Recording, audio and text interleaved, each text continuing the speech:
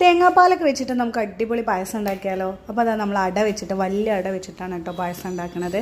അപ്പോൾ അതിനാദ്യം മുന്നേ ശർക്കര ഉരുക്കണം, അതുപോലെ തന്നെ അടയും സാബുനരി കുറച്ചിട്ടിട്ടുണ്ട് കേട്ടോ. എൻ്റെ ഫേവറേറ്റാണ് ഈ സാബുനരി, എല്ലാത്തിനും മാക്സിമം ഞാനത് ഇടാൻ ശ്രമിക്കാറുണ്ട്.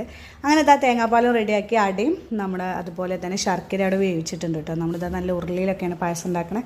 ആദ്യം നമ്മൾ ഈ എന്താ പറയുക ഉരുക്കി വെച്ചിട്ടുള്ള ശർക്കര ഉരുളിയിലിട്ടിട്ട് ഒന്ന് തിളപ്പിച്ചെടുത്തതിന് ശേഷം നമ്മൾ അടയും സാബുനരിയും വേവിച്ചത് ഇതിലേക്ക് ഇട്ട് കൊടുക്കാം കേട്ടോ.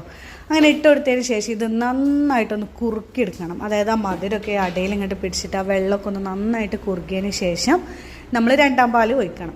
രണ്ടാം പാൽ ഒഴിച്ചതിന് ശേഷം നമ്മൾ അത്യാവശ്യം നന്നായിട്ടൊന്ന് തിളപ്പിച്ചെടുക്കണം കേട്ടോ. കണ്ടോ, ഇതുപോലെ തിളച്ച് കുറുകി വരുമ്പോൾ നമ്മുടെ ക്രീമി ആയിട്ടുള്ള ഒന്നാം പാൽ ഇതിലേക്ക് ഒഴിച്ചു കൊടുക്കാം കേട്ടോ. നല്ല അഡാറ് ടേസ്റ്റുള്ള പായസമാണ്. ശേഷം ഇതാ നമ്മുടെ നെയ്യ്ക്ക് നന്നായിട്ട് തേങ്ങാക്കൊത്തും, അത് തേങ്ങാക്കൊത്ത് ഒറ്റക്കും മതി, ഇല്ലെങ്കിൽ നമുക്ക് അണ്ടിപ്പരിപ്പുണ്ടെങ്കിൽ അതും ചേർത്ത് കൊടുക്കാം കേട്ടോ. നല്ല അടിപൊളി പായസം.